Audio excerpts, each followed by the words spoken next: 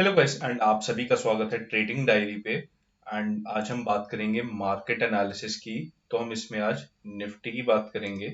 तो जैसे कि हम सबको पता है, आज निफ्टी में मार्केट के अंदर आरबीआई पॉलिसी आई थी।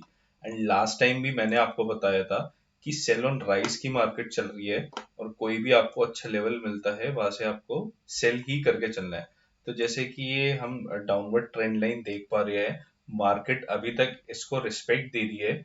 और कभी भी मार्केट कहीं पे भी खुल रही है और वहीं से हमें सेलिंग देखने को मिल रही है।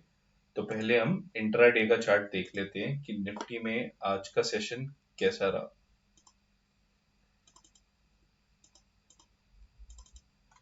तो ये देखिए, मार्केट में आज जहां भी खुली, जैसे कि हम देख पा रहे गैप डाउन ओपनिंग हुई, वहीं से बाजार हल्का सा ऊपर आया, फिर उसके बाद एक स्ट्रेट अवे हमें डाउनफॉल देखने को मिला।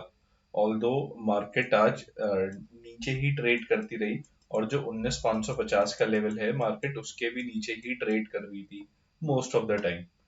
तो अब कल हम क्या एक्सपेक्ट कर सकते हैं? तो जैसे कि आप सभी को पता है कि फेड की सीपीआई डाटा आने वाला है। तो उसी के बाद कुछ आइडिया लग पाएगा कि कैसे रहेगा, क्या रहेगा। बट ऑल दो हमारी मार्केट में तो हमें क्लियरली दिख रहा है कि एक करेक्शन मोड में चल रही है। एंड लोगों को ये चीज नहीं समझ आ रही कि अब ये करेक्टिव मोड चालू हो चुका है मार्केट का।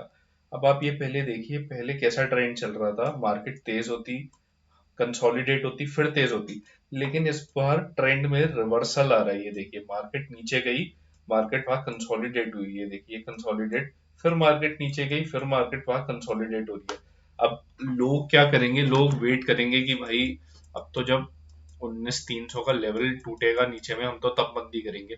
बट ये समझना चाहिए कि यहाँ से जो भी शॉर्ट कवरिंग आई है, वो बस आई इसलिए क्योंकि जो सेलर है मार्केट के अंदर, वो वो अभी इतना स्ट्रांग नहीं है बायर के कंपैरेटिव में, क्योंकि बायर्स का जो मोमेंटम है वो ज्यादा है। तो यहाँ पे आपको साइकोलॉजी समझनी पड़ेगी, क्योंकि ट्रेंड देखिए बदलता है, ये मार्केट का नेचर है। It's the nature of market to change the trend. And अगर ट्रेंड चेंज ही नहीं होगा तो वो मार्केट ही नहीं होगी, फिर तो आप कुछ भी कर लीजिए। तो यहाँ पे जैसे कि क्लियरली हमें दिख रहा है कि बाजार अब डाउनवर्ड साइड इंडिकेट कर रहा है। पॉजिटिव साइड आने का चांस देखिए वो तभी बनेगा जब बाजार जो ये लेवल है 19,750, 19,750 के ऊपर की जब क्लोजिंग आएगी, उसके बाद ही आप एक पॉजिटिव मोमेंटम एक्सपेक्ट कर सकते हैं। या फिर बाजार 19,650 के ऊपर की आपको एक क्लोजिंग दे देगा। ऐसा कल हो सकता है कि कल एक गैप अप ओपनिंग आपको देखने को मिले, और फिर वही बाजार हल्का सा ऊपर जाए, और वहां से आपको फिर फॉल देखने को मिले। तो कल अगर बाजार 19,425 के नीचे बंद होता है, तो आप रेडी हो जाइए कि एक बहुत बड़ी फॉल आ सकती है। 19,300 का भी लेवल फेल हो जाएगा उसके नीचे, क्योंकि वीकली पे, ये देखिए मैं आपको दिखाता हूँ। वीकली पे जैसे कि हम देख पा रहे हैं, ये देखिए वीकली पे बाजार थोड़ा रुक गया है, और रुकने के बाद अगर ऊपर जाएगा तो ऊपर की मूव आएगी, लेकिन अगर नीचे जाएगा तो नीचे की काफी बड़ी मूव आएगी। और नीचे में बाजार आने वाले टाइम में 18,700 तक भी आ सकता है। लोगों को देखने में लगेगा कि यार क्या बात कर रहा है, ये मंदी की बात कर रहा है।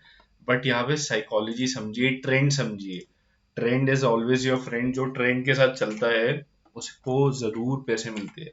तो ये तो बात रही निफ्टी की। अब हम ये देखिए सेंसेक्स की बात कर लेते हैं।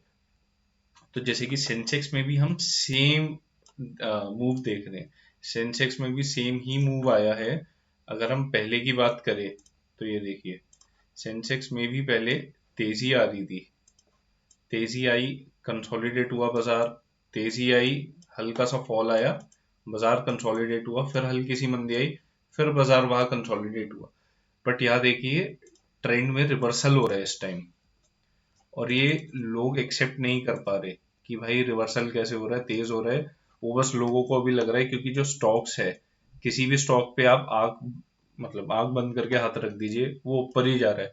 बट जब ये चीज नीचे आती है तो लोगों से वो चीज सहन नहीं हो पाती। और इसमें भी देखिए कम से कम 3 से 4 हजार पॉइंट का स्कोप है नीचे में, और ऊपर चलने के लिए सेंसेक्स को ऑलमोस्ट 67,000 का लेवल काटना पड़ेगा, उसके बाद पॉजिटिव मोमेंटम बनेगा।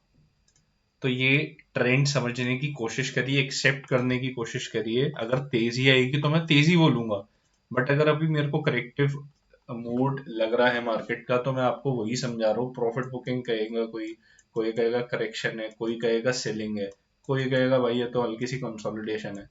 तो आपको चारों तरीके के लोग मिलेंगे। और अगर ये ऊपर जाएगा तो लोग बोलेंगे कि भाई तेजी आ रही है, वो तो ऑब्वियस सी बात है, वो फिर हमें दिख ही रही है। तो अब हम स्टॉक की बात कर लेते हैं। तो स्टॉक में जैसे कि हम देख पा रहे हैं, जील जील आज का बेस्ट परफॉर्मर रहा, और उसके पीछे एक बहुत बड़ी वजह है जिनको नहीं पता। सोनी और जील के मर्जर की आज इस सुप्रीम कोर्ट में अपील थी, और वो एक्सेप्ट हो गई है।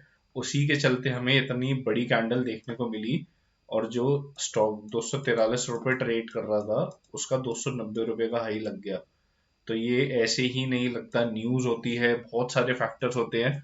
और यहाँ पे एक चीज देखिए, यहाँ पे जो आपका वॉल्यूम है, वो कितने टाइम के बाद, ऑलमोस्ट ये देखिए, ऑलमोस्ट 2021 में, यानी कि 2 साल पहले जब ये सेम चीज आई थी मर्जर की कि सोनी खरीदने वाला है, तब आपको इतना वॉल्यूम देखने को मिला था। तो माइट भी पॉसिबल कल गैप अप ओपनिंग हो जाए, और अगर कल 310 का लेवल इसमें टूट के चलता है, तो इसमें काफी बड़े टारगेट आपको देखने को मिलेंगे, 330 से 350। पर ये तो बात रही, ये सिर्फ एक मोमेंटम वाली खबर है, तो ज्यादा इतना आपको नहीं घुसना चाहिए, थोड़ा वेट करना चाहिए जब तक पूरा क्लियर इंडिकेशन नहीं आता बायर्स की तरफ से। और अगर हम बात करें जो आज के गेनर और लूजर थे, ये देखिए, अनडाउटेडली जील सबसे बड़ा गेनर था, और सबसे बड़ा लूजर था आज हमारा ग्रैन्यूल्स। इसके रिजल्ट आए थे, result up to the mark नहीं आए, खास नहीं आए। ऑल्दो फार्मास कंपनी के काफी अच्छे रिजल्ट आ रहे हैं, बट इसके घट कर आए थे। तो उसी के चलते हमें इतना सेलिंग प्रेशर देखने को मिला। और जील के बाद एमएफएसएल, इसमें एक्सिस बैंक की डील हुई थी। ट्रेंड के रिजल्ट आए थे, इंडिया सीमेंट बाहर निकला है बैन से। और पेज इंडस्ट्री में भी रिजल्ट आए थे। रिजल्ट पेज इंडस्ट्री के भी मतलब ठीक थे, बढ़िया नहीं बोलूंगा, ठीक थे। बट अगर हम ये देखिए, पहले पहले क्या हुआ था, जब इसके लास्ट क्वार्टर रिजल्ट आए थे, स्टॉक 10% नीचे खुला था, और फिर नीचे जाके वापस ऊपर आ गया था। बट इस बार ऐसा कुछ नहीं हुआ, क्योंकि बिटवीन द मार्केट आए रिजल्ट, ये वाले आफ्टर द मार्केट आए थे। तो अगर आपको मेरी वीडियो अच्छी लगी तो please like, share and subscribe करिए मेरे चैनल को। Thank you.